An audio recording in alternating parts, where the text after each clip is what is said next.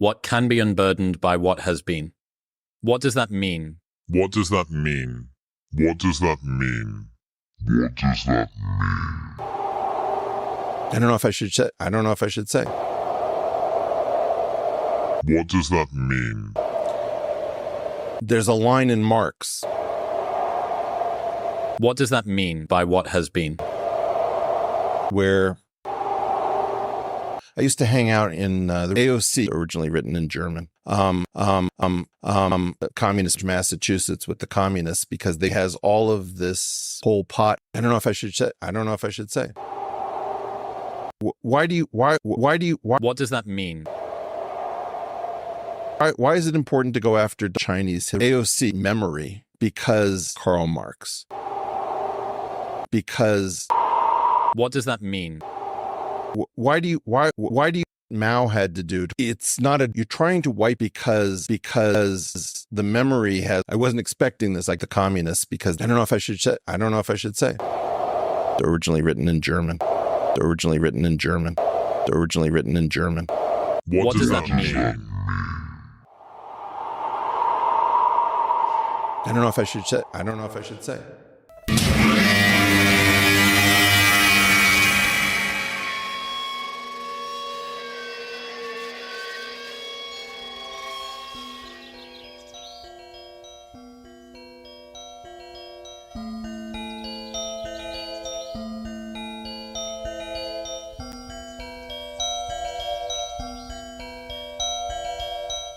He walked out in the gray light and stood, and he saw for a brief moment the absolute truth of the world.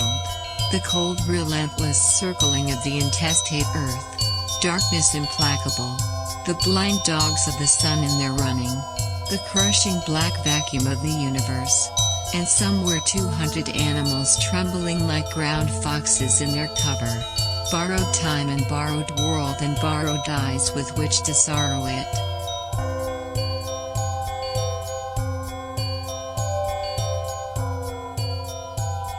And lo, for the earth was empty of form, and void, and darkness was all over the face of the deep, and we said, look at that fucker dance.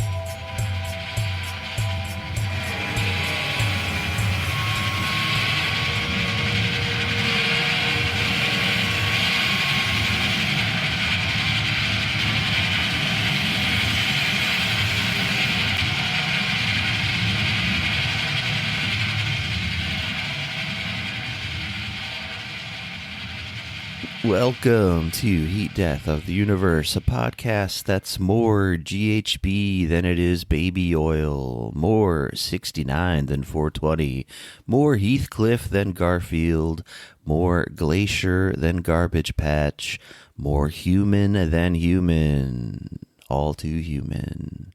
It is 10:44 in the morning, Saturday, September 28th. Korea Standard Time, year of our Lord 2024.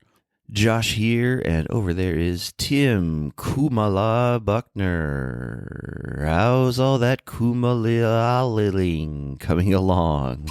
Pretty good. Came up with that name when I saw someone doing like a bad phonetic spelling of Kamala, saying that if you're saying it that way, then I automatically know your ass is racist. If you're saying Kamal, you know, the way that like they say that white people say it, Kamala, I guess, like, or whatever. Yeah, Kamala. I don't know which one's the bad one anymore. I'm done even trying to pretend like I give a shit. I do, but I forget how to even say the quote unquote bad one. But yeah, I can't even think of the bad word anymore. You know what I'm saying? In my head, that's how not racist I am. It doesn't even. My mouth won't do it. Yeah. But I am always happy to be back on the only podcast that is HOTTOGO to the polls. That is hot to go to the polls, baby. How you doing tonight, Josh? Not Hawktua go to the polls. Oh, did you see all the stuff with Chapel Roan? And people are mad at her because she said that she isn't going to endorse Kamala because she's a fucking warmonger freak. Briefly, yeah. I'm like I feel so out of the loop with all this, all these newfangled celebrities. But yeah, I heard a little bit about that. And then the Liza Minnelli outlived account decided to tweet like, Liza Minnelli has outlived Chapel Roan's popularity because she's a bitch talking about fucking politics or whatever, and fuck that whore. You know, like they went on this giant ass diatribe about it, like for no fucking reason, just really had to, you know, twist the knife or whatever on fucking Chapel Roan because of basically just saying, I'm not going to endorse Kamala. That was it. It's fucking heresy. Heresy. I didn't even do that on purpose. Hey. Oh, damn. It is heresy to not fucking endorse the coconut queen herself. Yeah, Jesus. Yeah, that shit is so much, telling on yourself type shit where it's like people have, like, they have no confidence really in their own, like, I don't know, rabid political commitments. Sure. Just like deep, at least that's the way I read it. It's like deep down, you fucking know this is bullshit. You know, Kamala sucks. Right. But that's why you have to like go fucking nuclear on anyone who breaks ranks with that stuff. Anyone who just says, I'm not going to endorse Kamala, but I'm not going to vote for Trump. So basically saying, I am going to vote for her, I just refuse to say that I'm endorsing her, is basically the official stance that she made. Fuck. What a bitch. Yeah, it's a James Adomian stance is what I found out yesterday. James Get Domian? He got some Domian. Everyone loves James Get Domian. Number one funny man on the left. I don't even know. He's a good one. Yeah, he seems like it. I learned a bunch of shit. I forgot that he's really passionate about Armenia as a political cause. Sure. In that same interview, they just like at the end, they're like, we know you like Armenia, so the floor is yours. And he just like went off. Seemed to really know what he's talking about. I learned a bunch of shit that I didn't really know. Nice. So funny and educational. But funny and educational, no. We don't got time for that shit. We got a podcast to do. Actually, this first thing on the list is pretty funny. If I do say so myself. We'll leave that up to the listener, I guess. Okay. Yeah, I gotta actually share it. We gotta like actually view this thing together. All right. Off the bat, we've got the other Weinstein, whatever brother. Sure. To which one is the one we talked about? This one's Eric. We've talked about all of them. I don't think we talked about Eric though. Sure. Or yeah, anyway. Brett Weinstein is who we talked about recently. The guy going off about Kamala's earbud earrings during the debates, begging Trump to make RFK his VP. But now his brother, who I find maybe even more annoying than him. I think I've probably seen more like clips and shit of the brother, Eric. Proud brother He's just so fucking up his own ass. Sure. That's always good. Yeah, it's good. It's self-love. It's good. Self-succulation. So I think this is the first chance we're finally going to see this guy who I've referenced a few times. The British Joe Rogan wannabe, Chris Williamson. He's in that whole same Rogan sphere now. So that's why he's got Eric Weinstein on his podcast. Okay. And title someone gave this clip is Eric Weinstein finally deciphers Kamala. There it is. Kamala Harris's, quote, unburdened, quote. So. Oh, yeah. I remember this. This is good. Kind of similar to the Brett Weinstein thing about like taking the earbuds thing like so seriously, like digging through all the deep layers of conspiracy. The real conspiracy is that this is a fake conspiracy designed to bait us into looking stupid. This has like a similar flavor to it, but it's kind of even more, I can't think of a better word than slur for mentally handicapped people. So just think it in your minds. I won't say it again, but here it is.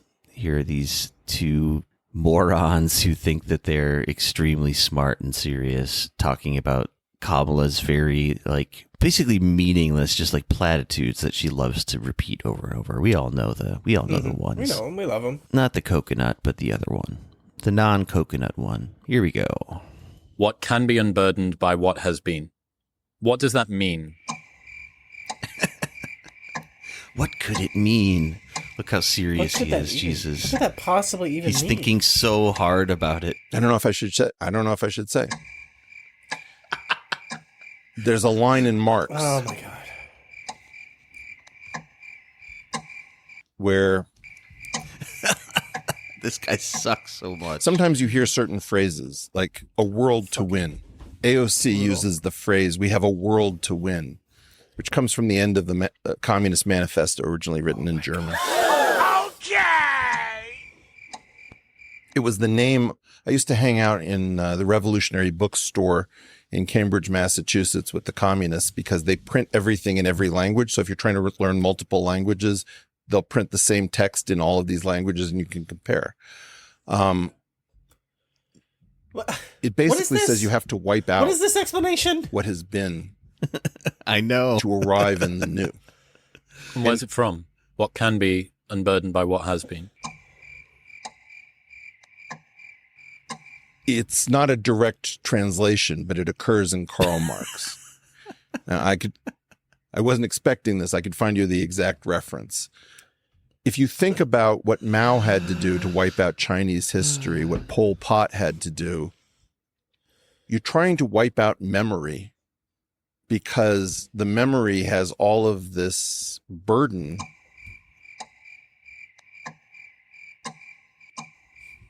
Why is it important to go after doctors and lawyers and teachers and professors?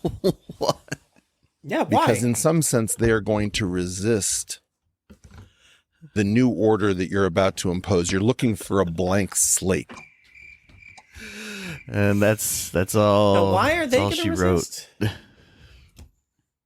Why are doctors and lawyers and why are they going to resist, but not just normal folk?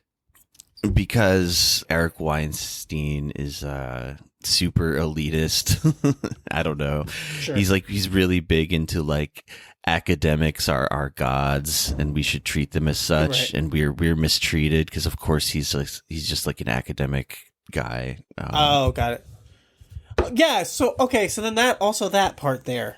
So he's an academic type, right? I'm assuming he's like some kind of educator. I think he's a professor. point. I think he's like, I think his trade is like mathematics, and then he like pretends he pretends he's a physicist. He pretends he's like every kind of scientist, like, or whatever, depending on who he's talking to. But yeah, But like the schools that he went to, you would say, and then worked at, and all that, they didn't have a language program. yeah, I guess not. They didn't have a library and a language program. So he had to go to the Revolutionary Communist Bookstore to hang out because they're the only place that's going to print the same pamphlet in multiple languages. It makes no sense. Again, not the school that he went to. Or because it's like, okay, you could say, oh, well, I wasn't a professor yet. It's like, yeah, but to become a professor, you had to spend years in school. So the school that you were at didn't have. What is this fucking horse shit? It's ridiculous. What is this? I spent time in revolutionary communist bookstores, which, like, on top of that, how old is this motherfucker? I got his Wikipedia pulled up here just to. How old 58. is he?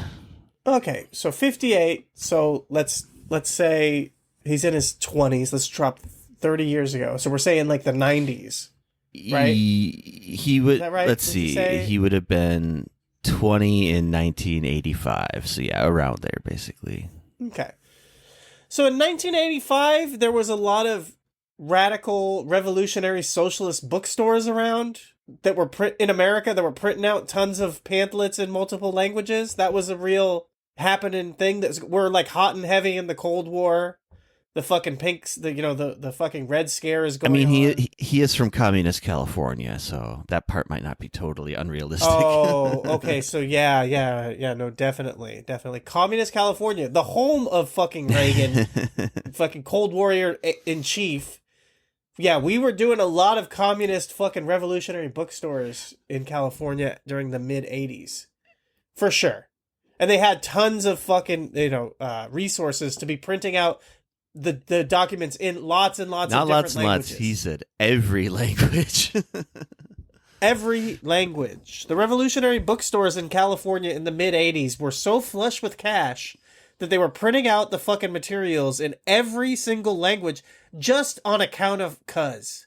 Not because, like, people needed them, because why would you have multiple languages, right? Because you're serving a clientele who needs it in different languages. Who would be needing it in a bunch of different languages in California in the mid-'80s? Yeah, it's like... You get what I'm saying? This shit does not hold water, even on its fucking basis. He, tapped into, like, a single image memory he had of seeing a little cafe that had, like, a corner with some, like, Marx books for sale. And... Probably with just some pamphlets, if we're being honest with ourselves. And I mean, actually, I'm looking at his Wikipedia here. Not that it makes a huge difference at all, but it looks like he got his full university education on the East Coast, University of Pennsylvania, and then Harvard. There we go. So he's saying that when he was at Harvard, he would go to the Revolutionary Bookstore or whatever. I mean, really, what he's trying to like show that he's an authority on Marx, right? But also doesn't want to say like he went to those bookstores because he was actually interested in Marx, which he probably didn't either. Right. So then he just makes up this story about like it's because they had multiple languages, and if people wanted to learn other languages, that's you go to a bookstore that you hate the ideology of because there's no other way to learn Spanish or German, and you're like doing it by just comparing communist pamphlets to each other because you know that they say the exact same thing just in different languages. That's not how you learn a language. But also, right? I mean, it's ridiculous. How does that help you learn a language? Yeah, I would think you'd have some idea about people learning languages, right? Does that sound like a good way to do it? And then let's even just say that you're an idiot and you're just like doing this for fun because you're dumb. If you are this like fucking right-wing libertarian idiot, like what good is it going to do you to have like a rough translation in your head that you've put together on your own of like communist terms? Because that's what the pamphlets and stuff are going to have. It's going to be talking about revolution and all this. Is that going to help you in day-to-day conversation as a guy who's not really talking about that stuff? No. That's why he's like, there's those like the long pauses in the video are so funny. You just see this like deeply serious look on his face, right? And like he's trying to, it's that thing where like people think they sound more profound if they have these long pauses. It's like, no, the fucking machinery is rattling around in your brain. You're trying to think of something to say that's interesting, quote unquote. And I mean, we harped on the bookstore thing with good reason, because like basically that clip is like he speaks for like less than a minute, but he says about like 12 different. Well, it's the foundation of the bookstore thing. Is the foundation of his entire point, right? So you kick that out from underneath him, and then he's standing on a fucking nothing, right? And that's why I even focus on that, because it's like, this is why I know this, right? Yeah. But then that's obviously absolutely completely fake. So it's then like, okay, the rest is also bullshit. Referencing like, but yeah, not some like deep pull from Marx. Those are like famous quotes. That's like shit that you would find on like, sure, you know, whatever you Google Marx quotes, it just comes up. Yeah. But then he also did the number one, you love to see it from the fucking liar guy thing. Now that's not a direct translation. Right. And it also, it's trying to lead credibility to his whole, I learned this by reading these pamphlets, and so I know the original text. Originally written in German, if you didn't know. Karl Marx didn't write in Swahili. Interesting. Yeah. It's like, but so like the whole thing is just, I don't want to lose sight of the fact that his whole point is Kamala Harris is a secret communist agent, basically. But they can't help but tell on themselves. This is Jonesian thought, and that's why it's very funny, the Tucker Alex Jones thing that's going on right now, because this is like the mainstreaming of Alex Jones is like beyond the pale. Tucker Carlson is like needing to scoop heat from Alex Jones at this point, because Alex Jones is probably a bigger celebrity. It has more ride or die fuckers than anything. And it is this like, it's the Jonesification of things. This is like a big one that he's always said is that, you know, the evil doers, the deep state, all of that, he calls it now pre-programming. Oh, they're pre-programming you. So they throw out the details of the stuff that they want subtly beforehand, and then eventually when it comes to pass, you were like prepared for it because they underneath they were sending you the psychic messages subliminally for years. Or there's the other one where they say that like the devil, part of like in the Bible, in the fucking the Christian Bible, the devil has to tell you who he is for him to be able to take over or whatever. This thing where it's like, if Kamala Harris was a secret communist who was attempting to secretly become president and overthrow our capitalist government, why would she be quoting Karl Marx in speeches? Wouldn't that be ace number one on the don't do list of things to do when you're trying to be a secret communist?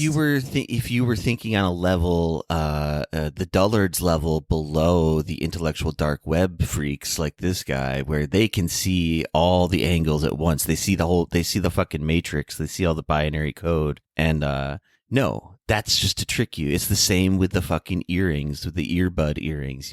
They're not really earbud earrings. They want you to think they are, so then you talk about them that way. It's double, triple crossing. No takes backs, and also no take backs. Everyone knows that. I just want to throw in a couple more details that will not be surprising at all, but are worth knowing if for anyone who doesn't know about this asshole. Current job: managing director of the Teal Capital firm.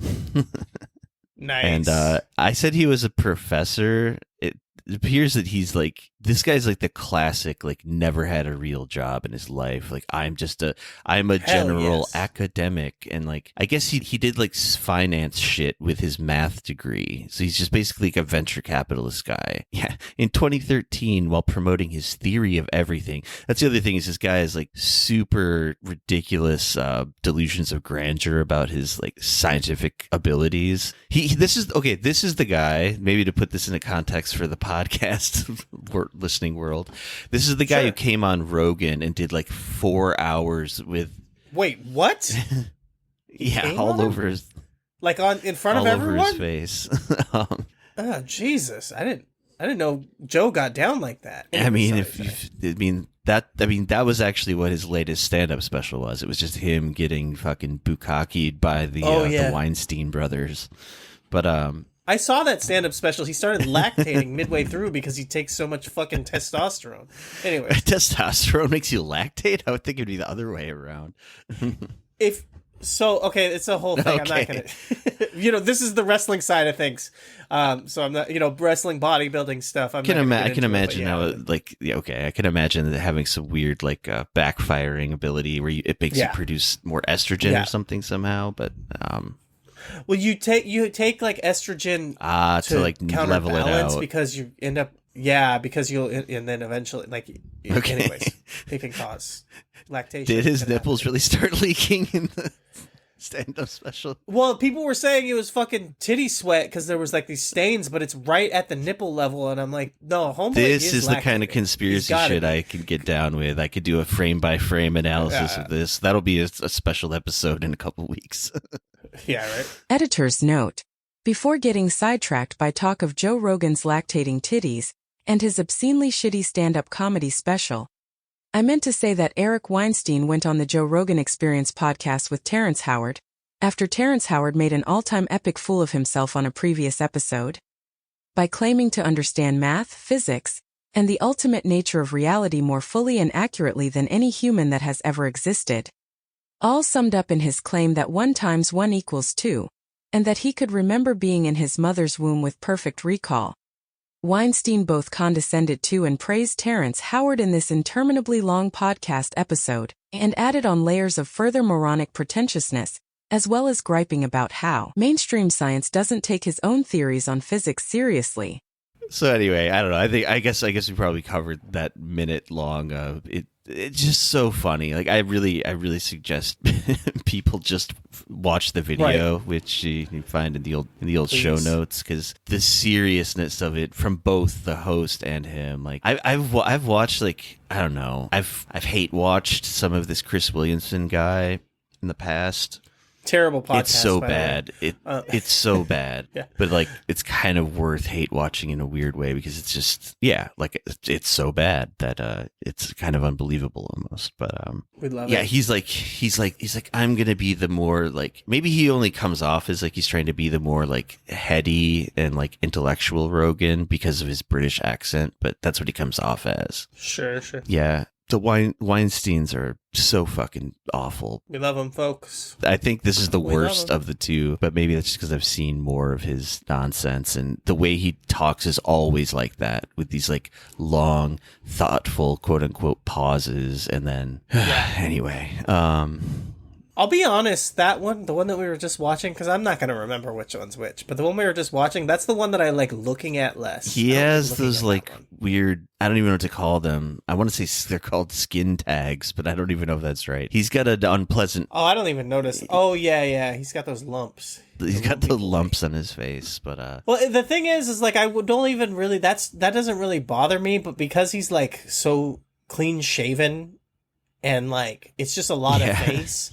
So maybe it is kind of bad because it's like the lumps are just adding. There's just more face to unfortunately look at, and I'm not a big fan of looking more at all that surface face. area in total. Yeah. Yeah. In toto. Why do people say in toto? Can you explain that to me? Can't. Is that a different word? I think it's just a way for people to sound different, and potentially they think it makes them sound smarter. Oh, it is a different word. It is a But different it word. means the same thing. In toto means as a whole. Yeah. But yeah. Okay. There is well, that fuck that band Toto. Is that what they were going for? That's true. I probably. And they were like, we're gonna fuck in Africa. or Man, whatever. this conspiracy goes all the way to the top, all the way to Toto, the '80s band. They had another song that's better, but I forget it right now because that Africa song is so popular. Yeah, that one really eclipsed everything.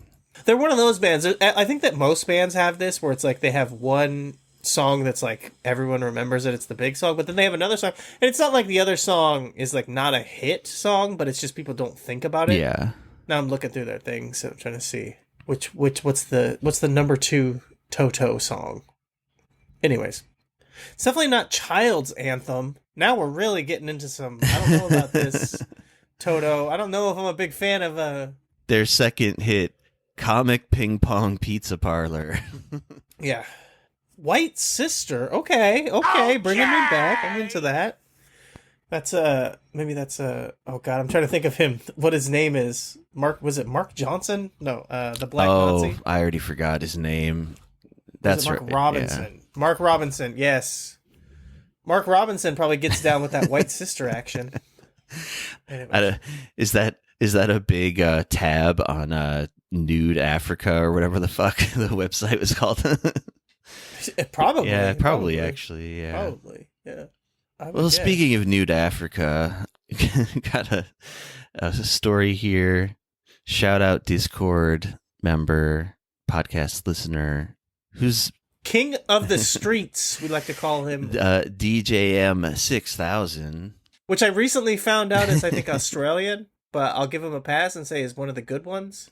I actually don't have a problem with Australians. I think that they're mostly pretty cool. I just really hate the Australian accent, but... I don't mind you guys. Just don't ever speak aloud around me. Just don't talk like that. Talk normal. It's not that hard. Evangelicals called Jesus liberal and weak.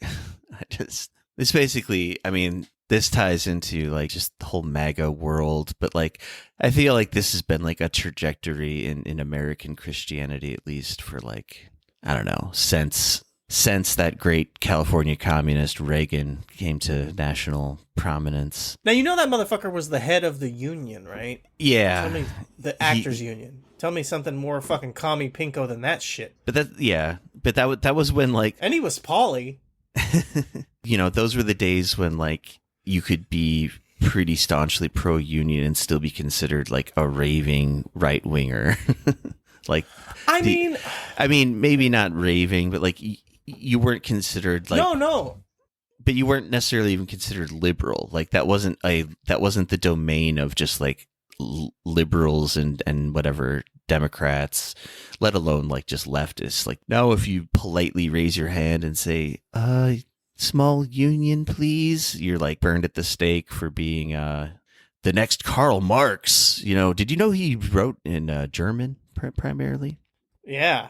My argument was going to be going the other way, actually. Is that, like, to this day, I mean, unions, the rank and file, are a lot more conservative, I guess, than the mainstream or the media wants to make you believe. You know what I mean? Like, they just had all that stuff happen with the Teamsters, where the Teamsters rank and file voted that they would prefer that the union endorse Trump.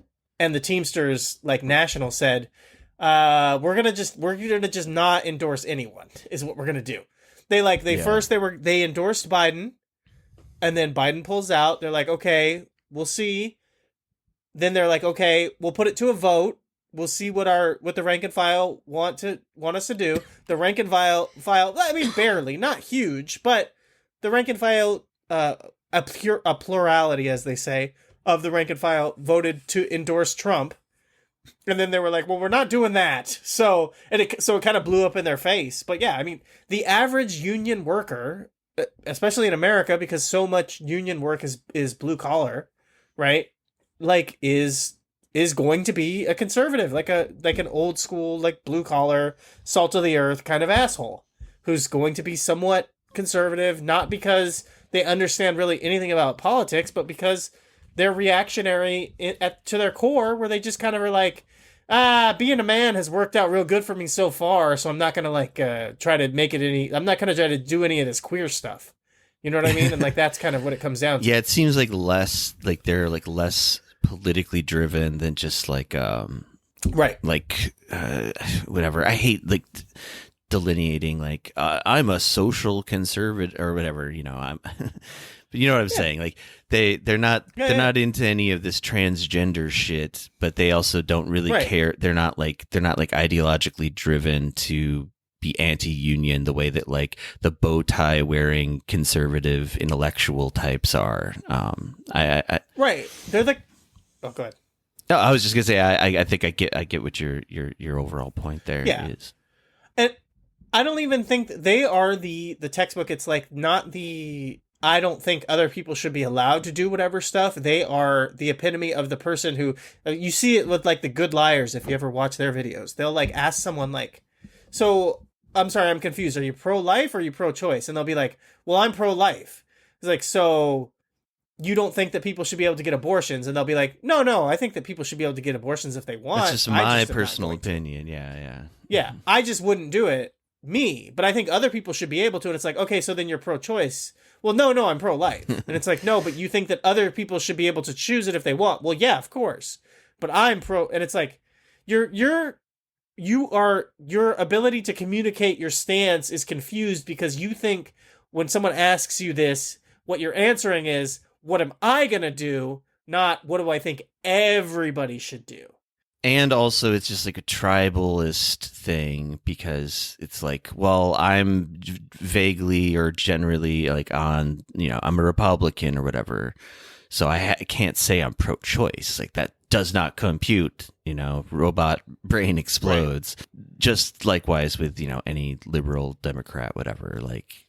You have to say the right words, otherwise like your whole worldview falls apart. Although I think I do think the position is like just like philosophically doesn't make any sense to be like, well, for me, murdering babies is okay or not okay.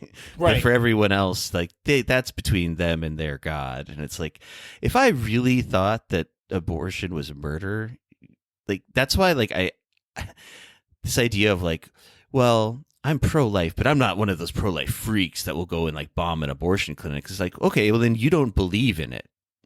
Like if you, right. I think I'm once again veering into basically a Louis C.K. stand-up bit. Sure.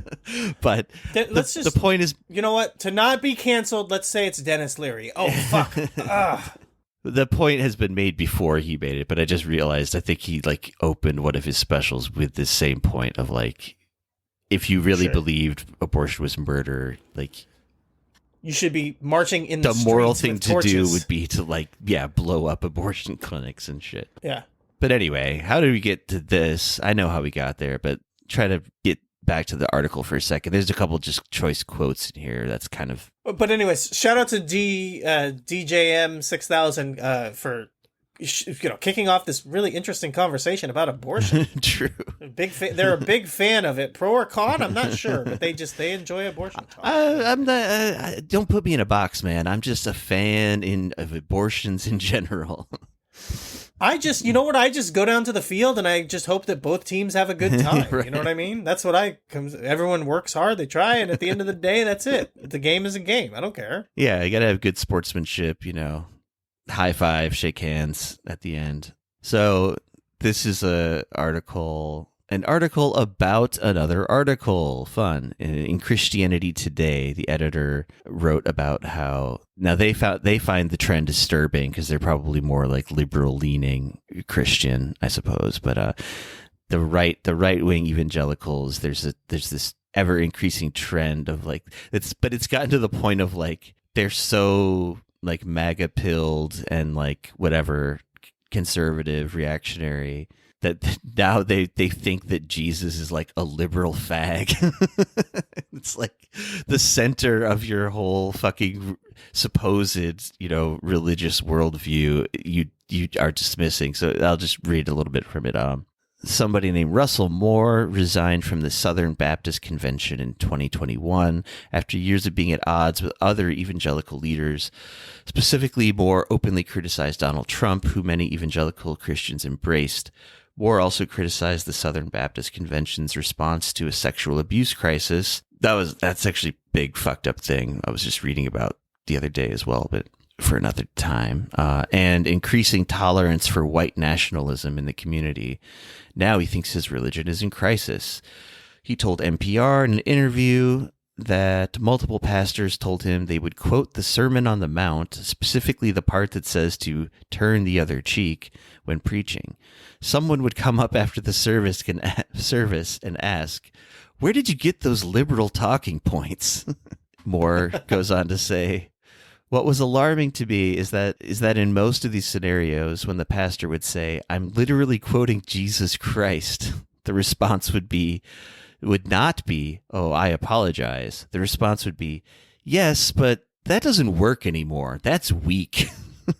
Moore says, "When we get to the point where the teachings of Jesus himself are seen as subversive to us, then we're in a crisis." No shit. If you're Christian and you're like, fuck that Jesus guy, you've got a real case of the old cognitive disease, as I shorthand them now suddenly. Smart. I like it. Save time. I was trying to remember. There was something you said the other recording. It was to save time, but it actually made the thing longer. Yeah. I forget what it was now. Anyway, it's called Viagra. Yes, it saves time, but it makes that thing longer. If you feel me? Very true. Yeah, I think it's pretty much that gets to the whole point. It's a short article. I mean, I can't imagine there'd be a whole lot to say about it, but I personally think it's good. I think it's good that Christians have turned their back on Jesus Christ. I think that that's important. The next step, they can be angsty teens. They can go up to their room. They can tell their parents that they never understood them, all that kind of stuff. You know what I mean? Yeah, maybe there'll be some interesting crossover with the Dawkins realm soon enough. It'll be perfect. It'll be Southern need. Baptist MAGA people in alliance with Sam Harris and Richard Dawkins. We already did these freaks getting into Al-Qaeda stuff. They did Al-Qaeda. They did that. They got bored with it. They're like, I don't know. We're not going to convert to Islam. That stuff's weird. We're not going to learn Arabic. They pray too much. So yeah, go the other way. Go new atheist. I want to see MAGA new atheist turn. That's what we need. They need to. Trump is already there. Trump is honestly more on board with that than he is pretending to be Christian. Could you imagine if Trump could get the same coalition of voters, but he didn't have to pretend like he loves the Bible? He would be a fucking pig in shit. Yeah, he'd love it. He would definitely love that. He'd be like, the infamous holding the Bible upside down picture. It's just him holding up the God delusion, thumbs up. Perfect. And he's like, you folks, you love this stuff, don't you? It's your thing. You love it? Matt, I just suddenly just sort of wish that Chris Hitchens had lived to see these crazy times. I'm sure he would have been like insufferable, but wonder if he would have been I could see, like, he's such a contrarian, that guy. He was that, like, I could see him either being like this totally crazed Trump supporter somehow and like rationalizing it in this roundabout, overly intellectualized way. But more than likely, he'd probably just be one of those kind of like never Trump, but still like egging on like every foreign war, all that kind of shit. But just moving on beyond that, Trump. Speaking of Trump, Trump fan sues the Mets for $2 million over MAGA hat ban at Citi Field, emotional distress. I mean, that kind of covers it all, but there's, again, like with the last one, there's a couple of choice quotes here. Now, I think myself and probably almost everyone else, if you didn't see this image or read the actual article, you're probably assuming the Trump fan in question in the headline is a white man. Nope. But opposite. I've learned. What's the most opposite of a white man? A black woman. I guess that makes sense. I mean, I don't really think of those things as opposite from each other personally. I think that it's on a continuum. It's a spectrum. It's not. There's not poles that way. No, it's just a big yin yang universe we live in. And there ain't a single man out there who's been born. There ain't a single man out there that's been born that isn't half penis, half pussy, right? There ain't a single woman that's been born that's not half pussy, half penis. It's the yin and the yang. There's a duality to humankind. I think that was from Steve Harvey. I think that was a Steve Harvey quote. Oh man, did you see that this latest Steve Harvey shit?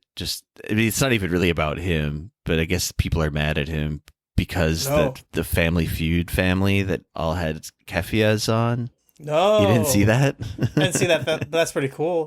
I like that. I'm into it. I like it. Yeah, the Zionist set is very pissed off. Like, how could you allow this on television? It's like, folks, what are the Jews gonna get mad about this week? Or as the garment is called in those circles, terrorist scarves. Yeah, this is the perfect time for us to do an episode. Are you ready?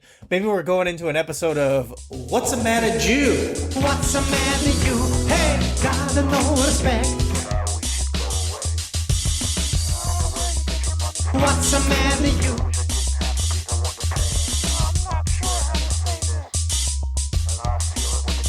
What's a man to you?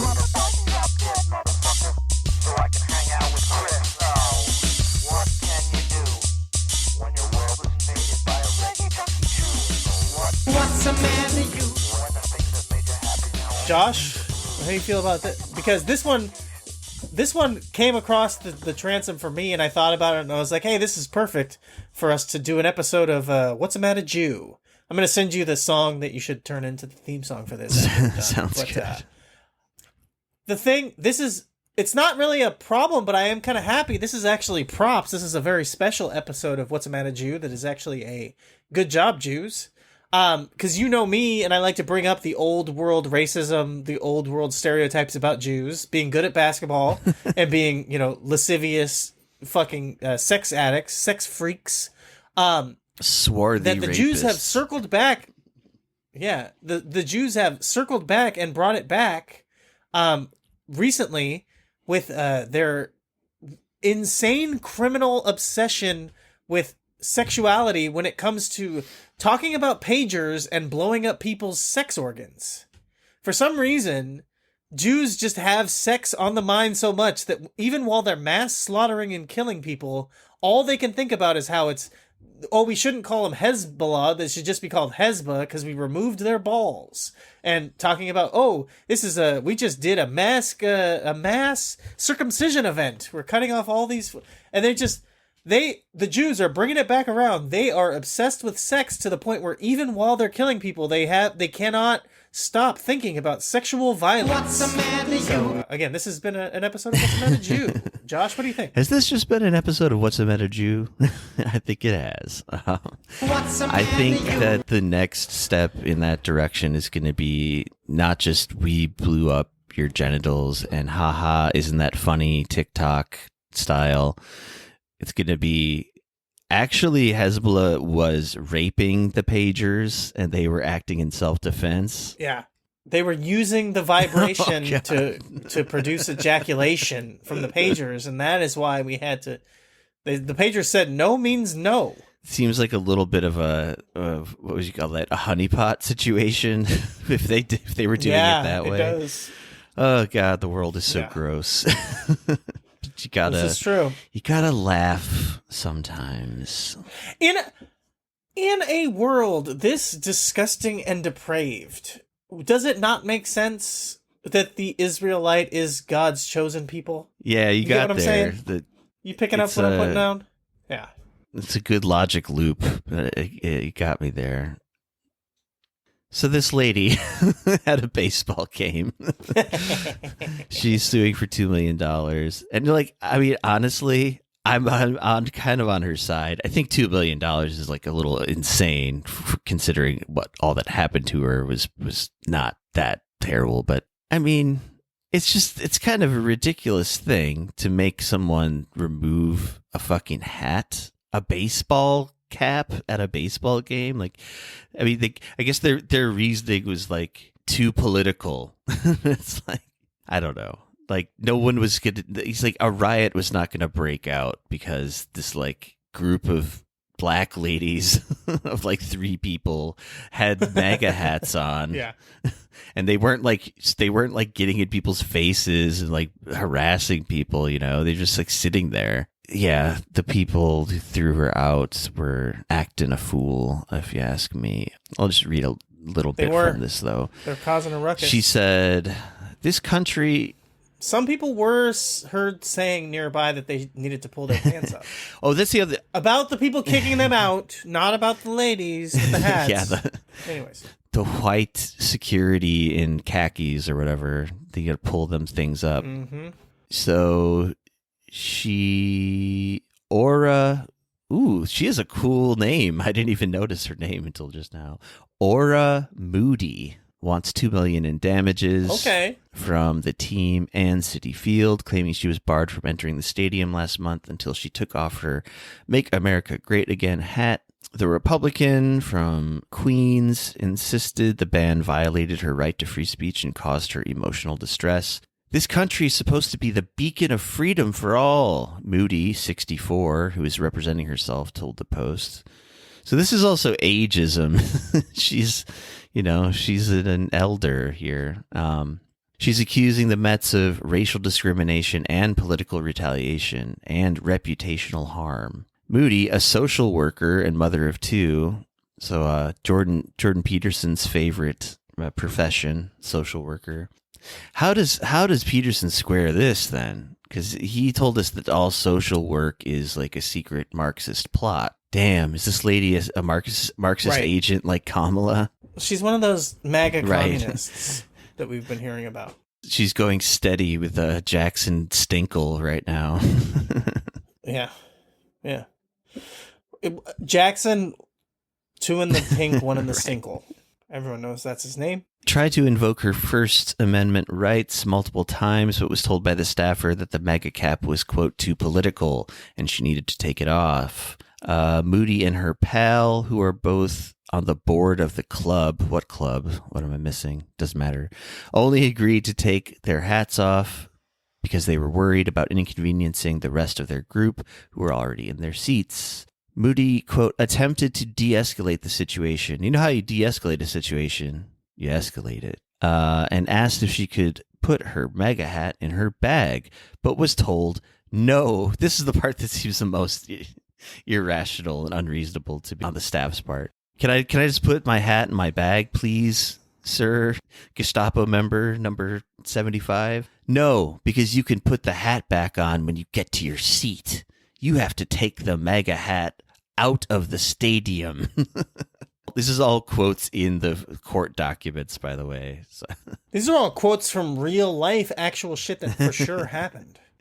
Yeah, it does sound a little made up, but whatever. For whatever reason, I like Aura Moody, even though we definitely have no political agreements, I'm sure. It's just, I mean, can you imagine a sports ball team kicking out MAGA hats? You feel like that's really been happening for these past, 8, 12 years, whatever? Like, let's be honest with ourselves.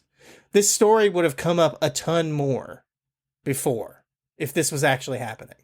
Yeah, I guess that's true. But that, you know what it made me, but maybe, I mean, honestly, like if I, whatever, suspend disbelief and choose to believe that this is mostly true or whatever, she might not be lying or wrong about like how it's like a political thing, but it's when it's coupled with the racial angle, it's like that's the step too far. Is like, I can imagine like the kind of like liberal SJ Dub almost being like more upset that a black person is repping MAGA than if they just see like some like Sure. prototypical like grizzled white guy wearing it, and maybe they're like maybe even like less threatened to throw out this like 65-year-old lady. I don't know. I don't think. I mean, it's probably all bullshit, but I'm almost kind of just saying like, social worker, like try to get that 2 million. Why not? Yeah, you might as well. Maybe if she had, maybe I'm sympathetic to the social worker aspect of it. I don't know. Whatever. Well, yeah, because obviously we've researched and we know from Jay Peets that they're on our side. Communists. All social workers are on our side. Yeah. Or maybe I'm just pro-Trump. That's the easier conclusion to draw by me not just wanting to mock this lady for her lawsuit. But anyway, I think that more than fully covers the Trump fans suing the Mets. All right, this is a leftover from last week that I forgot to mention when we briefly started talking about the Mark Robinson thing, but then you were like, I think you said you purposely derailed it because the Millionaires Leftist podcast already covered it pretty in depth. But I don't think they mentioned the part that I'm about to mention here. But what are you going to say? Oh, I was going to say, speaking of the millionaire, the invalid millionaire, his wife's podcast came out with an episode this past week. And they were kind of talking about that, complaining how like people think we're millionaires or whatever, but we're not, and we have a shitty car and all this stuff. Which we only have I know that healthcare is thousands of dollars in our savings. Yeah. We only like have a house in the most expensive part of Los Angeles, but also anyways. I know they're literally not millionaires. It's obviously just something to say to like jokingly get under their skin, but they whatever. They should really be able to take that in stride. Seriously, they're like they're so fucking fortunate and lucky. But whatever. Right. Well, luck is not really part of it, I mean, luck would just an average Joe can get lucky. They were set up because their parents were rich and it was nepotism situation. Plus the CIA, I mean, that's not luck. They were predestined. There's a difference between luck and predestined, Anyways. Okay, predestined then. The missing piece that I just wanted to mention about the whole Mark Robinson scandal was that, as the headline tells us, Donald Trump called, quote, black Nazi perv Mark Robinson better than MLK. He said he was like MLK on steroids. Which means better. which, okay, but Trump also is known for playing like 5D chess and all this, right? So Trump, sometimes you have to read deeper because he, I mean, obviously he is also Q. Everyone knows that Trump is actually Q. Where have those Q drops been, by the way? He's been busy on campaign. That's why he's not doing any drops. And he got shot. Come on. Anyways, Trump, I mean, we all know it. We all 100% believe that it's true. When Trump was younger, he was like top 5 best baseball player in all of New York City. He would have been drafted to play in the MLB, but he chose not to. And here's the thing, when it comes to on steroids, we all know that like the MLB takes that shit seriously, and your legacy and your name and your like Hall of Fame status is, and your all of your records, all that stuff is like they put an asterisk and it's torn asunder if you use, steroids or any other PEDs performing. So when Trump says he's like MLK on steroids, he's actually saying bad. He's like MLK, but if he was bad. And that's, again, this is why you have to understand the mind of Trump. A lot of people think, oh, he's just a simpleton. He just says stuff. It's like, no. Break it down. Trump understands baseball. He's one of the 5 best baseball players in all of New York City. Do you think he doesn't know baseball? You think he doesn't know ball? Of course he does. So when he says something like that, he's not saying, oh, he's good, like other people might say that. Because no, he's like, no, steroids are bad. I admire your gumshoe sleuthing skills on this one. But I have to ask then, how do we reinterpret the follow-up to what he said? He said, "This is Martin Luther King on steroids," the former president said. "I told that to Mark. I said, I think you're better than Martin Luther King. I think you are Martin Luther King times 2. Well, of course, he just says that. That's for the to normies. Cover up his tracks from the steroids remarks. Right. He says the first line, and that's for the people who are smart enough to figure it out. Then he throws out the rest for everybody else to just be like, full circle back to the fucking Weinstein brothers and their takes on secret communists and whatever. Exactly. Yeah, but the thing is that Kamala is too stupid, black, and woman to actually be doing that. But Trump, we all know he's very smart and he's super virile, handsomest. He could have been a doctor. Yeah. His uncle went to MIT, which is like the same as he went to MIT, right? We all know those that. Just like Kamala says, you didn't fall out of a coconut tree. We all know that. Like Kamala even says that. So you are the product of all that has come before you. So the fact that his uncle went to MIT means that basically he went to MIT. So he's like at that level. He's very smart. So he can do that kind of stuff. But when Kamala and them do it, like they're not at that level. I just want to point out the writer of this article. This is again was fitting that streak of articles from last week's episode, all be for the Daily Beast. Writer's surname is Adolphus. Very sus. Oh yeah, that's not good. Freelance writer, sure, Adolf. Mm-hmm. But one thing that did cross my mind when we're going to hit the Rastafari corner of the podcast, the Rastafari moment, when you said the person who pens the article is the writer. That is, again, language trying to confuse you and telling you that the person who wrote this article is right. They are correct, right? The person that's why they call him a writer, because it's trying to indoctrinate you. It's pre-programming you to believe that everything that you're about to read are facts, because how could someone who's called the writer, how could they get something wrong? Yeah. They're the right. They're not called the wronger. It's all there. It's all there to be overstanded. It's right there. It's right there. Mm-hmm. Yeah, to be overstood. I'm almost wondering if we should just skip over this fucking Diddy stuff, unless you really want to. Yeah, fuck all that bullshit. I don't care. Yeah, I don't really either. I just, throwing everything at the wall here. The baby bottles. That's goy slop anyways. Bottles of baby oil did make me laugh when I saw that, but only the first time. It's funny. The baby oil stuff is funny. I also like the said, TikTok conspiracy angle that you sent me. Yeah, that was pretty.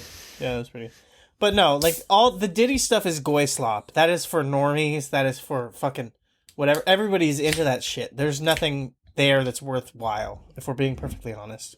So yeah, I guess moving beyond that, there's a squatter situation in your neck of the woods, and I thought this was notable. And of course, I picked the most reactionary news outlet to cover it. There were many options. I went, nope, New York Post it is, because that's who you want to hear talk about Californian homeless people. Overtake abandoned mansion owned by son of Philadelphia Phillies owner John Middleton. It's a real baseball-centric episode today by accident. I mean, I guess it's pretty on the periphery of this. I mean, there's not much to it other than, like, The image, the aerial shot of this mansion, it does look like something out of like The Warriors or whatever, like some like 80s like urban apocalypse fear mongering, like they're coming for our kids and our McMansions type thing. It's just covered in graffiti or whatever, and I guess That's not good, folks. We don't like graffiti. abandoned mansion is just been taken over by a bunch of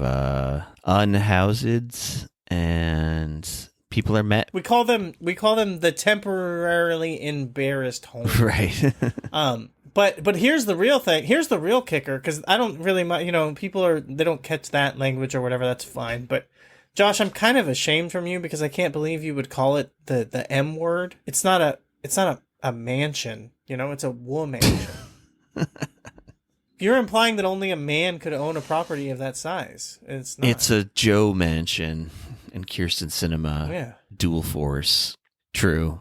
Atonement. I atone for my language. It's okay. Crimes. It's been a while since I had to call you in. For your blatant sexism, but that one was too far. I couldn't just let it slide. Overstand my.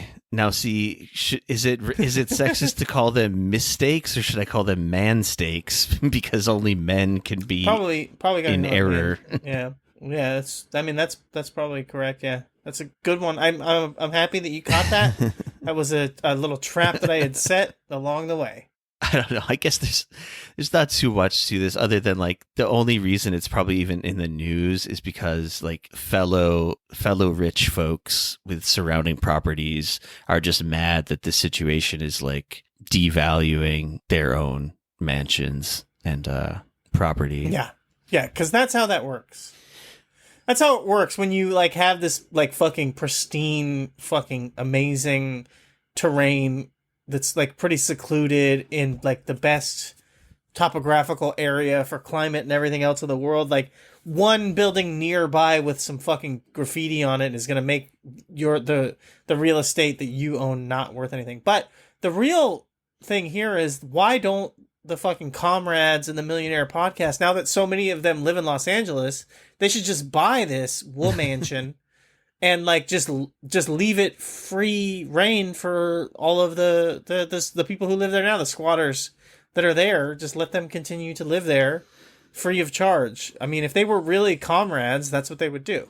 True. We've called out their fake asses, their assets. Mm-hmm. You're on notice. I think even if to take that scenario seriously for thought experiment reasons, I think you might as well not. I think even then it wouldn't really change the situation, because these people would still keep calling the cops, and it says that they call the cops and they clear out these people, but then within an hour or two, all the people are like back and squatting again. Of course. And also to your point about like it not really being about devaluing their property, they also just come out and say like, we're afraid, for our safety or whatever. It's an eyesore, and we're scared.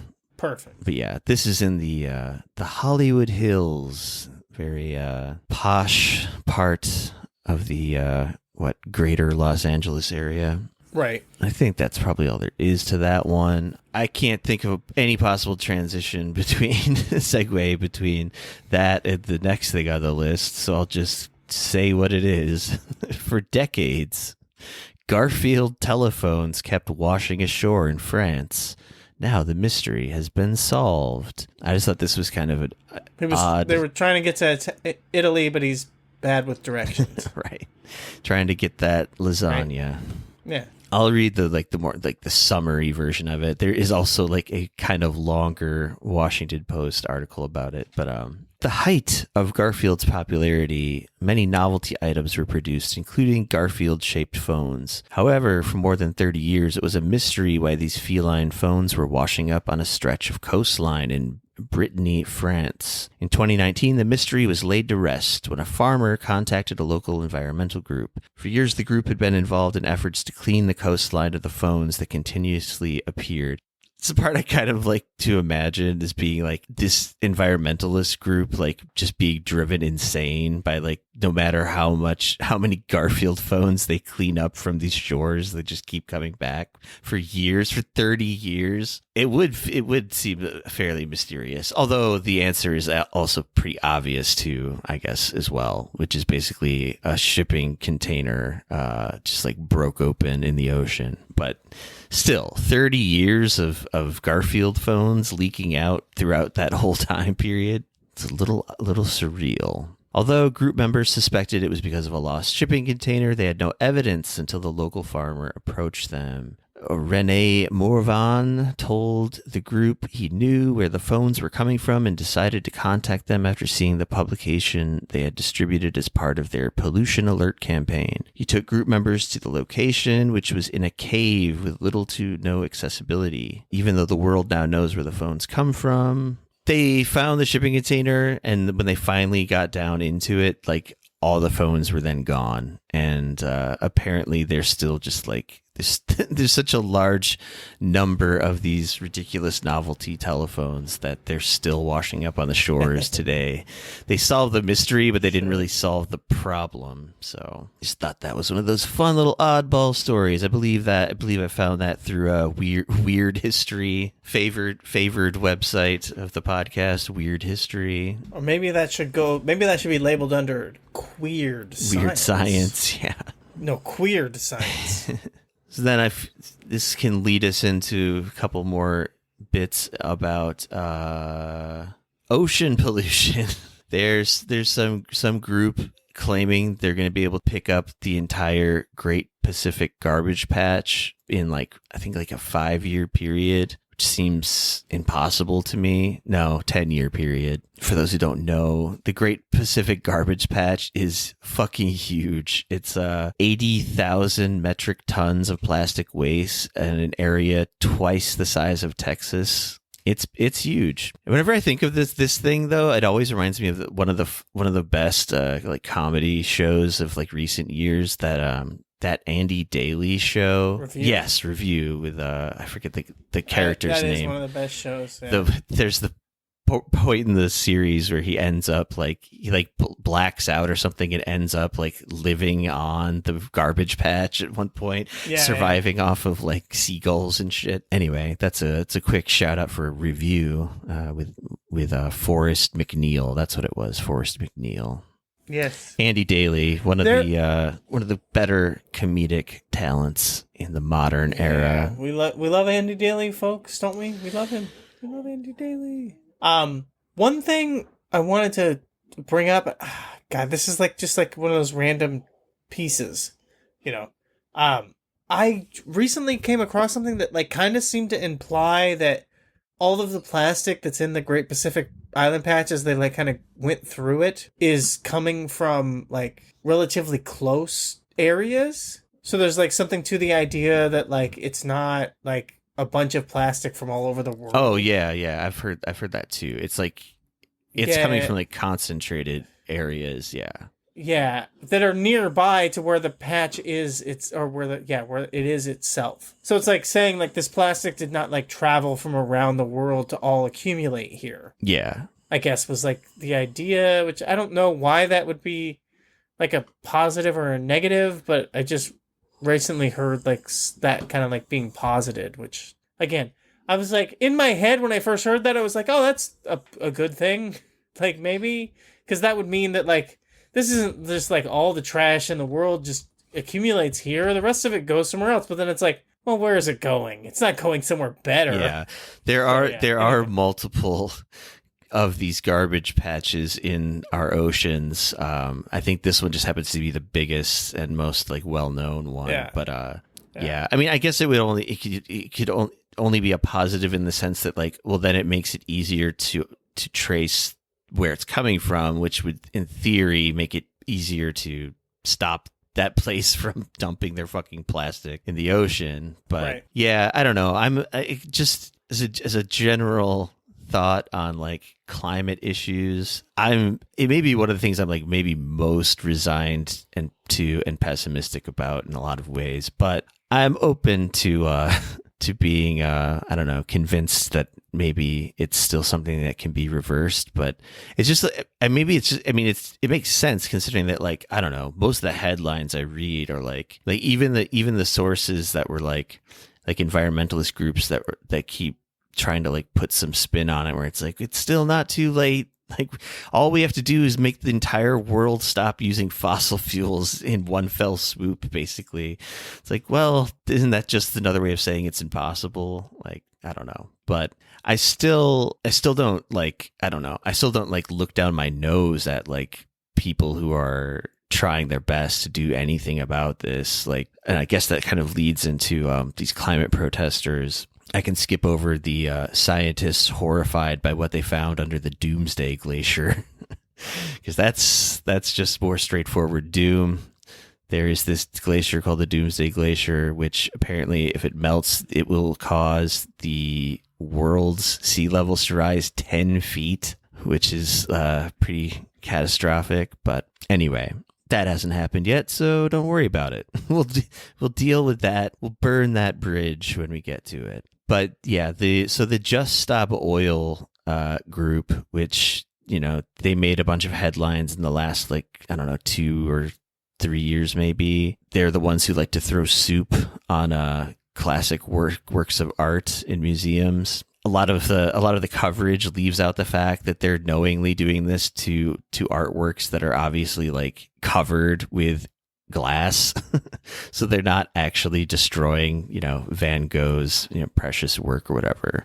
It's, the whole thing is obviously just to be attention grabbing and raise awareness. I guess one sort of criticism I've seen of them is that they don't necessarily, and I don't even know if this is true, it's just something I heard someone say, but they don't necessarily offer like concrete specific goals. It's more just this general awareness raising. And it's kind of like, is there anyone who doesn't know?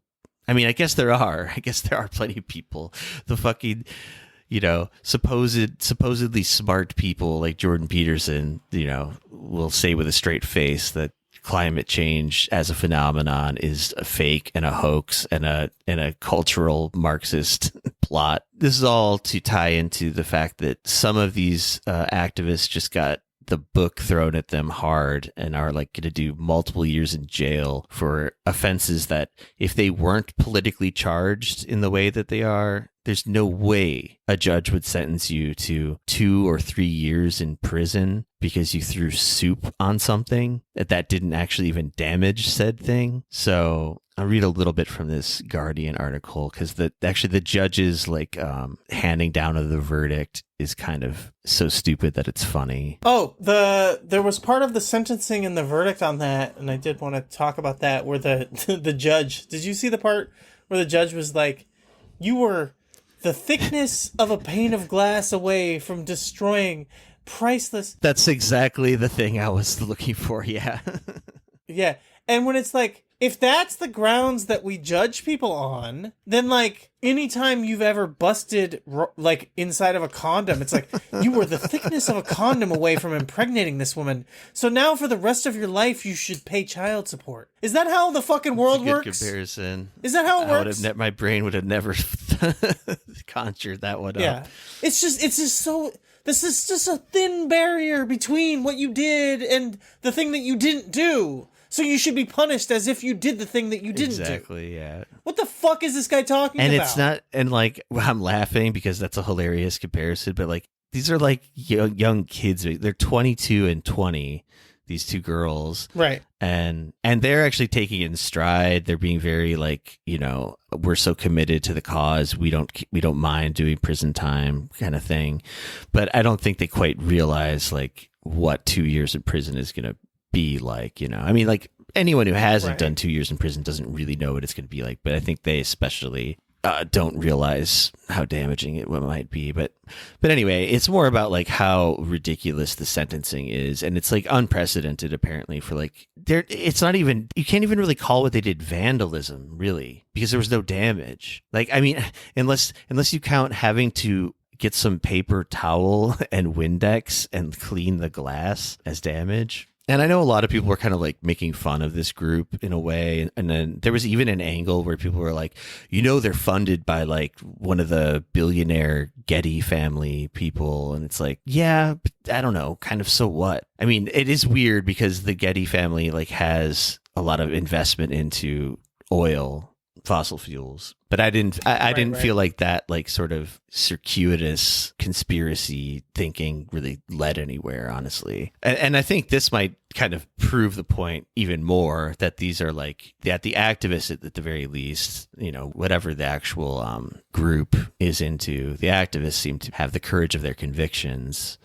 I imagine they could have done a bunch of like kind of pleading and crying to the judge and like, recanted and whatever, but instead they were just very steadfast in believing that what they did was right. Also because it's just not it shouldn't be considered such a big deal. But again, like I said, if this was someone like throwing soup on a I don't know, a park bench or something, you wouldn't go to jail for that, be like, hey, clean that up, or like here's a ticket for whatever disorderly soup conduct. But then the added thing to this is that within an hour of the sentencing, 3 more activists went to the same exact Van Gogh painting and did the same thing, just to show that like this judge's, because his rationale is basically like, well, I'm going to dissuade other people from doing this stuff. And they're like, nope. Literally it says just an hour after the 2 others were jailed, they threw more soup on the sunflowers paintings.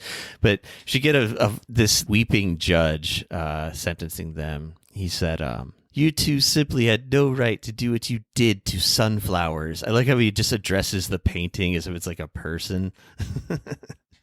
It's like the painting called sunflowers or whatever.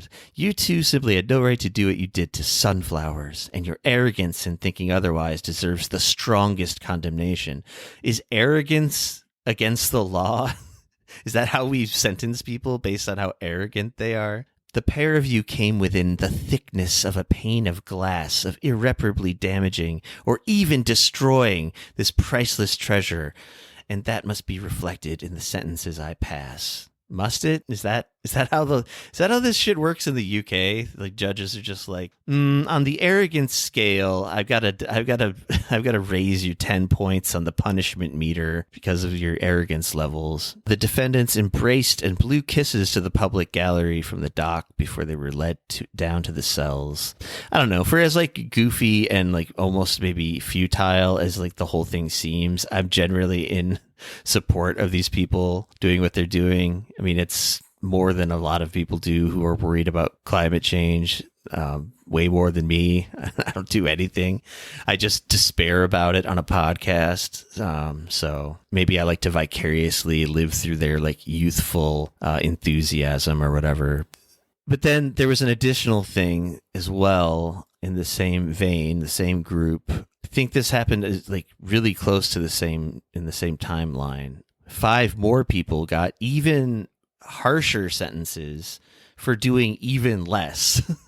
Oh no. I didn't. Yeah, I don't this know is if I the saw other one. This is the 5 Just Stop Oil activists receive record sentences for planning to block M25. I believe M25 is what is that? This is all British shit. I'm guessing that's the name of the road. Yeah. All they did was make a plan to do this over Zoom, and it got found out. And now a bunch of them are doing 4 or 5 year prison sentences because they plan to like have this, massive disruption. It wouldn't have been violent. It would have inconvenienced some people, for like a few hours probably at most. But at what cost? Right. How much money would that have wasted? Thousands of gallons of jet fuel. What did this... I found these articles like right before we got on here today, so I sure did. I wasn't going to mention it, but you sure did. I mean, a video popped up, and then I was like, I should look into this. It ties in with the Garfield pollution in a tangential way. But anyway, that's enough to know about it. But like, yeah, 5 more people just got the book thrown at them even harder. So it's like I wonder if it'll just be this series of like back and forths between the judges and this group where they're like refusing to back down, and more people just like right after other people get sentenced, go out and do the same thing, and then they get double the by the end of the week, like someone's going to get like 100-year sentence for throwing some split pea soup on Jackson Pollock or something. And also in demonizing climate protesters news, there's some new movie coming out with what's her name? I guess I should just pull it up. Daisy Ridley. It's basically like a Die Hard knockoff, but the enemies in the building are crazy eco-terrorists.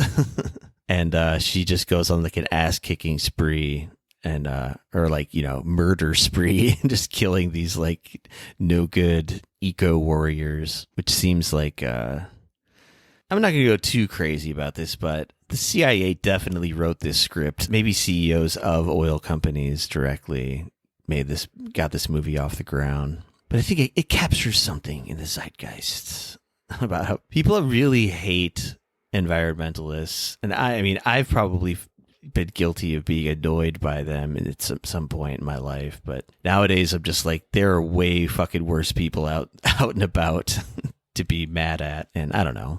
Their hearts are in the right place, even if maybe there's a little naivete. Sure. But like I said, like, what am I do? Like, I don't know. I feel like I don't even really have the right to like criticize people like that at this point. Because they're out there doing something? Anything. Yeah. Let's just get into this Eric Adams thing. I mean, might as well. Everyone's been chomping at the bit to hear about the mayor of New York. Now, this article I have was written a little bit before, like, full list of charges developed, but it doesn't really matter because this is more about this is really more about the insanity of Zionists than it is about Eric Adams.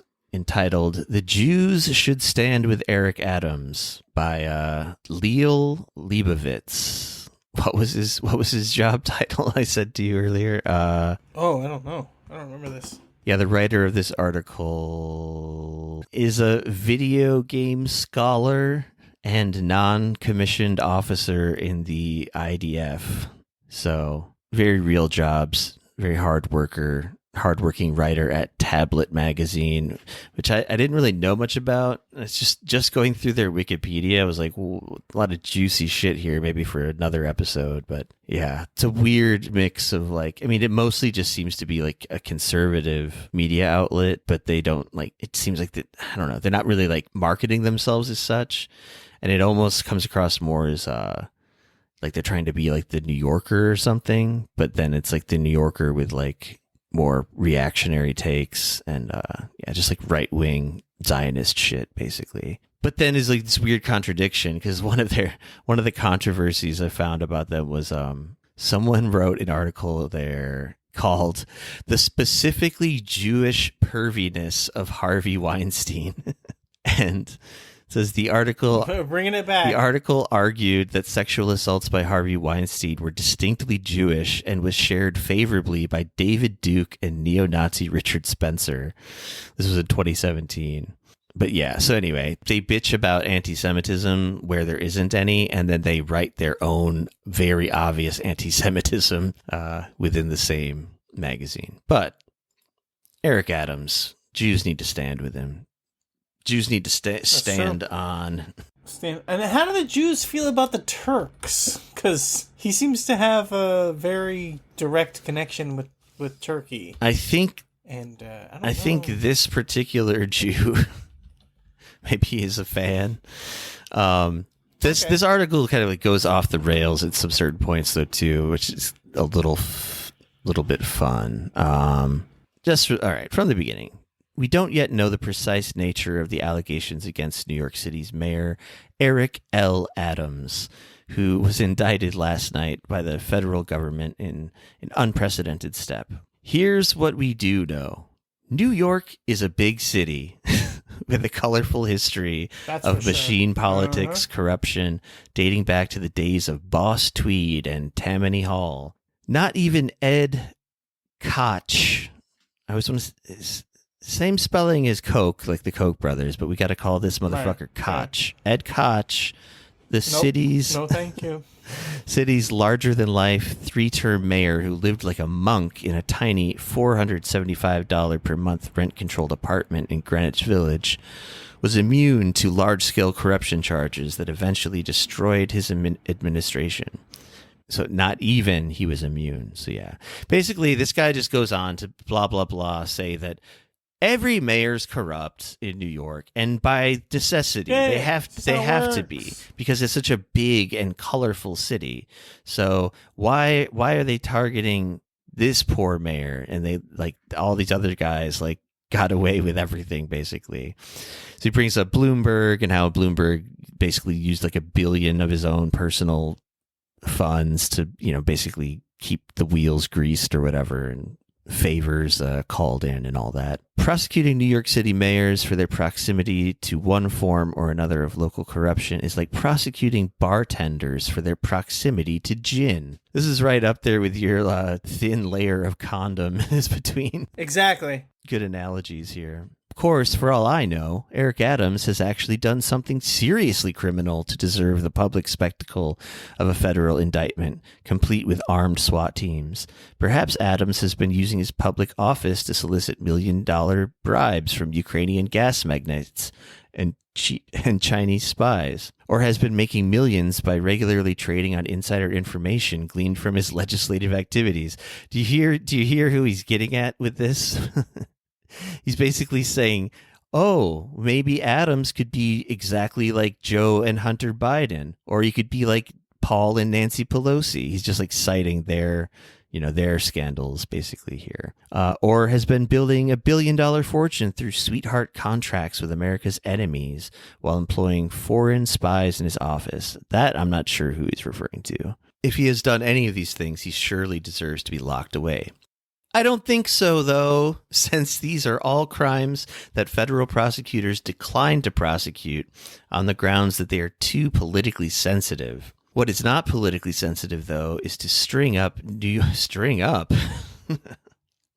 York's... That's not good. Don't say that. New York City's black mayor on charges of minor graft. Is it just... I wish it had said New York City's blackest mayor. It might as well. Just to combine... Yeah. You know, he would take that note from you totally if he had the chance to hear it before publication. Maybe you should write to Leo Leibovitz and tell him to do a second pass on this one. Yeah, string up New York City's black mayor on charges of minor graft while letting the big fish swim free. That's not justice. It's lawfare. That's that Pee Wee Herman fucking word of the day that every time I see it, I don't know, it really sticks out to me like a sore thumb. Just the way it's being like used on the right all the time now. Oh, and he goes on to explain what lawfare means, meaning the weaponization of the law to serve a political agenda.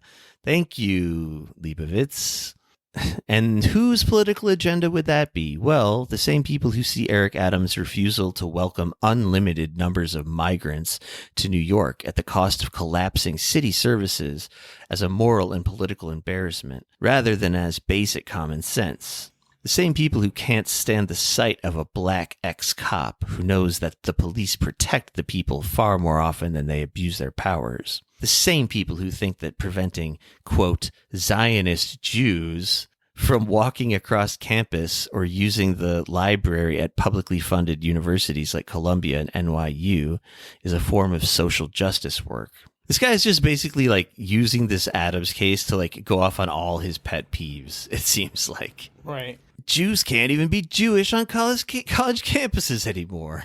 That's why every Jew in New York City, and there are quite a few of them among Tablet's readers, should stand up right now and support our mayor loudly, passionately, and unreservedly.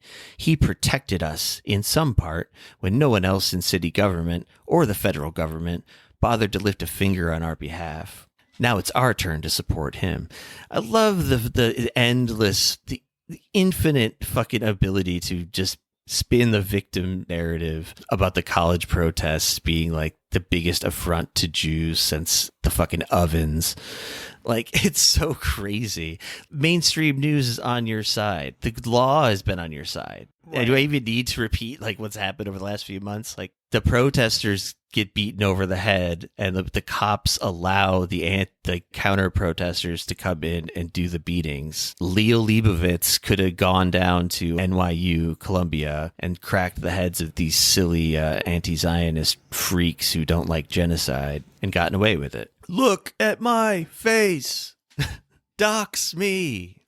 So then basically he goes on to be like, look at all these other people that did worse shit that didn't get prosecuted, which, here's the thing, I actually agree with him on all the examples he gives here. Well, except for, okay, there's 3 of them. I agree with the first 2. First is the Hunter Biden laptop bullshit and like all of the kind of obvious corruption going on between Joe and Hunter when it came to Ukraine and whatever, wheelings and dealings abroad and all that shit. Yeah, I agree. Like, lock their asses up together in the same cell. And then the other example is Paul and Nancy Pelosi, like, very obviously doing, like, insider trading shit to make their fortunes. But the third thing is Dianne Feinstein. This guy goes on to describe her as, like, I'd never heard this before, so that's why I don't really have any opinion on it. I kind of doubt it's the way they're making it out to be, but basically saying Dianne Feinstein is like a secret Chinese communist.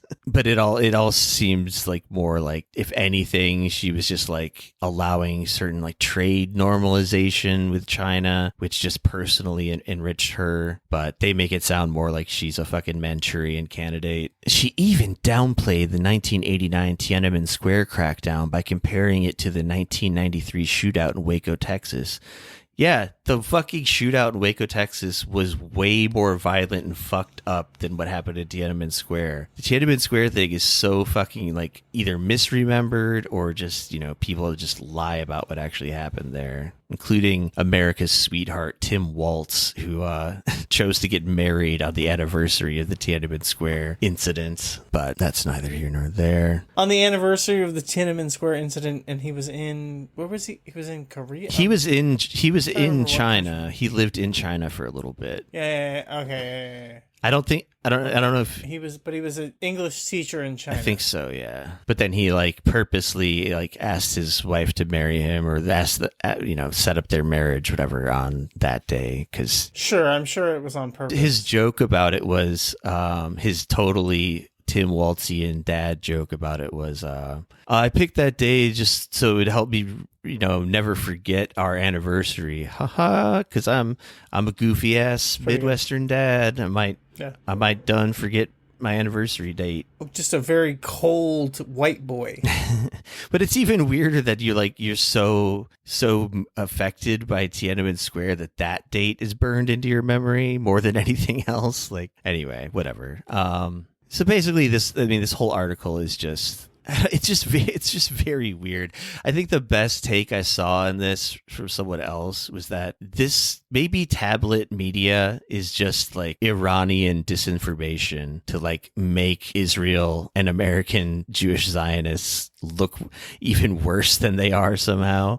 Because, yeah, this article is a bit ridiculous. I'll just get to the final paragraph. He goes on like in all kinds of like schizoid directions. He's talking about Venezuelan gangs, and like all of this is like so loosely at best connected to the Mayor Adams thing. Adams may also be the canary in a very deep and dark coal mine. For here is where the logic of this indictment is leading. Small-scale donations by disfavored political players like Turks in Queens or Zionist Jews who support AIPAC, the ADL, let alone those who have a nephew studying in yeshiva in the West Bank. Is that you? Is that you, Leibovitz? Sounds personal. All these people will be criminalized, with every donation subject to suspicion of a violation of the fuzzy laws governing interactions with foreign governments. Motherfucker, do you...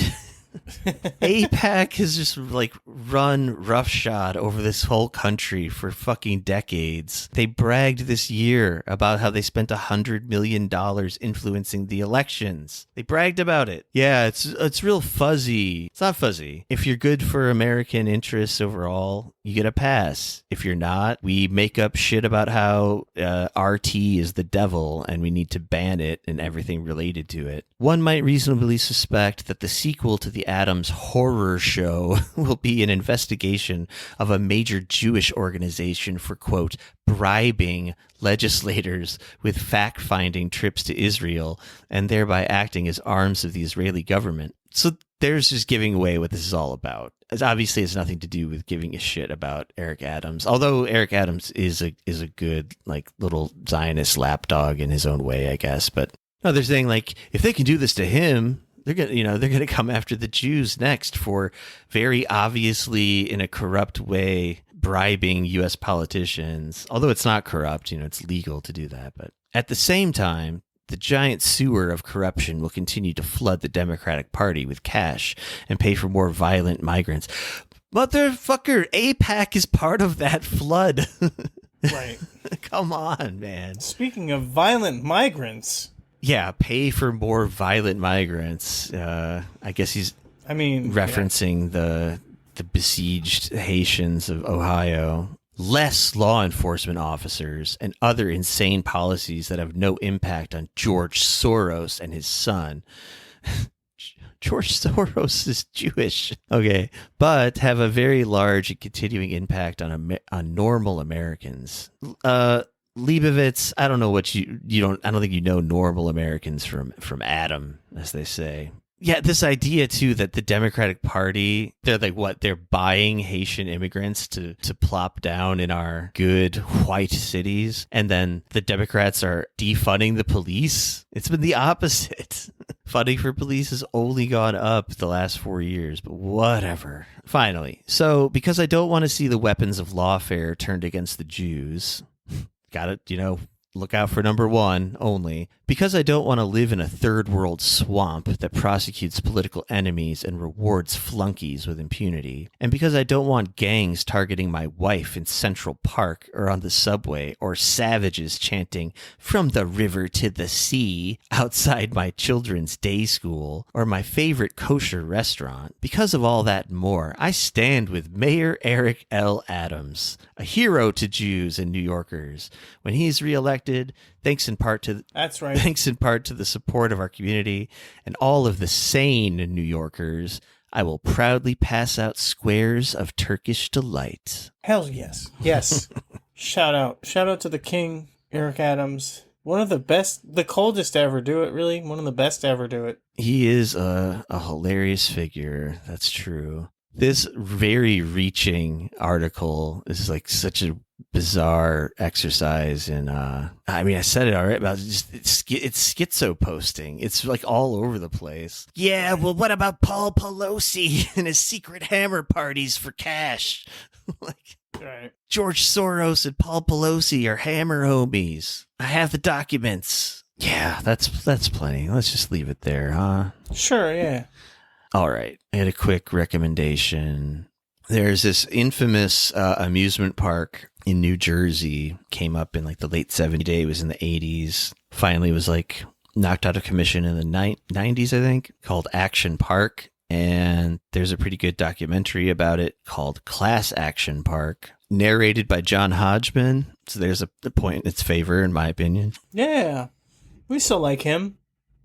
But yeah, it's just very several reasons it's kind of enjoyable, at least to someone of my general age range. Like, it's very 80s nostalgia. Like, a lot of it is just firsthand, like, grainy home video of this weird amusement park run by this crazed, like, real life Gordon Gekko type figure who he was such a sleazebag on Wall Street that he basically got like banned from Wall Street for doing like Wolf of Wall Street, like penny stocks type shit. But then so he's like turned his sights to like, I'll buy a ski resort, and then turn the ski resort into this like water park / like go-kart track place. But the thing that's like remarkable about the place, like what it's most known for, is like multiple people died at this place due to like extremely unsafe attractions and rides and whatever. It was like basically like a given that if you went to this place you would be injured in some way, but it like for that reason it became like even more popular, especially to like teenagers who think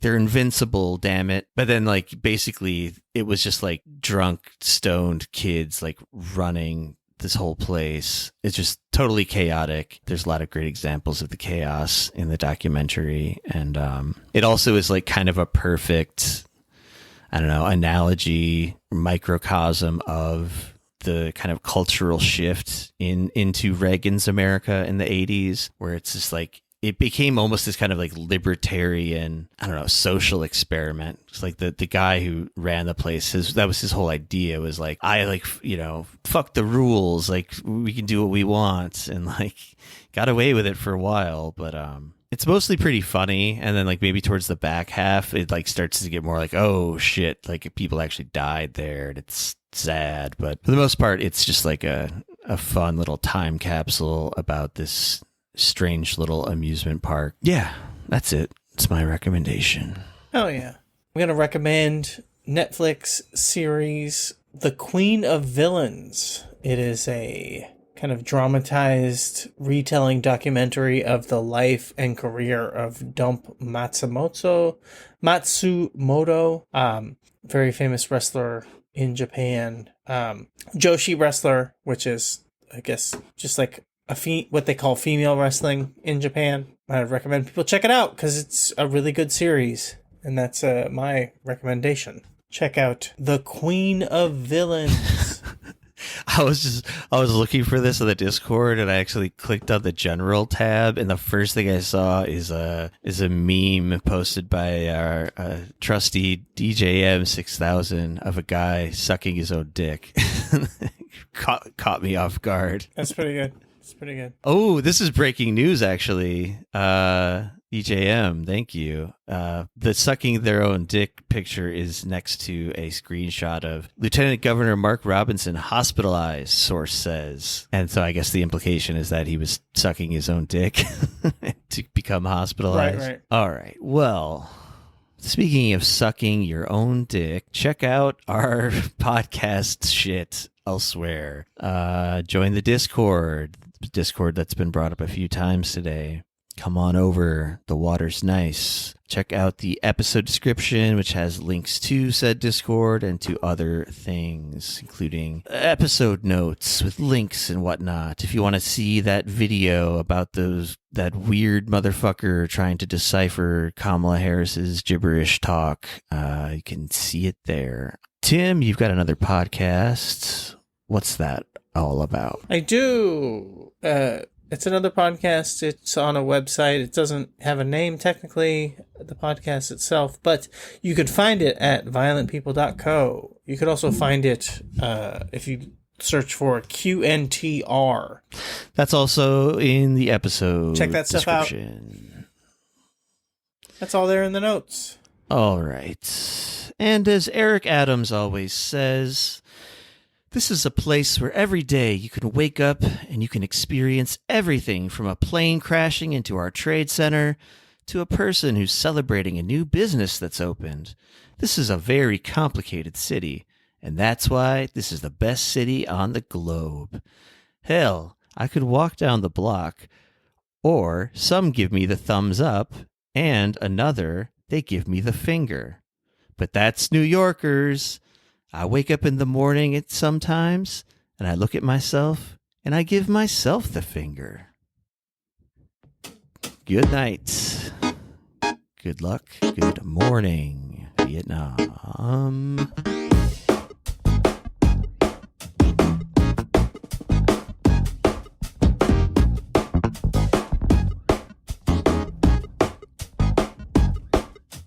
Bullshit season no longer in touch. We're here to the rest. What a fucking mess. X-ray nursery rhyme. Pillars of hot. Heard with the eyes. We are not at last.